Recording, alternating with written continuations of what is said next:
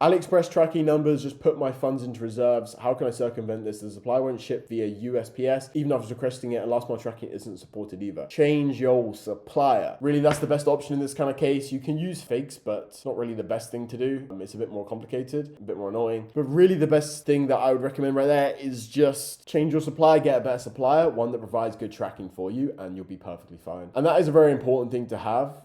If your shop is doing Christmas stuff and that is your niche for Q4, doesn't that make your niche obsolete for the rest of the year? I mean, you just make another store then. There is ways to transition it. Like if you're selling Christmas wreaths, the things that go on the door, you can go sell autumnal or spring and different types of wreaths. But really, you can just transition your niche. But just make a fucking new store. 78 products with 35 sales with jewelry. Stagnating now with my views. Jewelry is saturated. How do you force it to work? Should I focus on posting like shit tons of products? Or how do you go about it? Are you running advertisements? You've only got 35 sales, so it's very early for it to stagnate. Jewelry is busy, but it's also like very, very, very large on Etsy. So there's a lot of sales out there for you to come in and take. I mean, there's a lot of shit for you just to come in and take there. I would say run ads, list more products, kind of the easiest thing. Have you ever looked into print-on-demand posters? Yeah, I've sold print-on-demand posters before. Just really busy. Really hard to get into the niche because there's so many people doing it and they're doing it at cheap prices. Not really that good of a niche because it's just very cheap and easy to do. Yeah, especially with AI and shit like this. Yeah, man.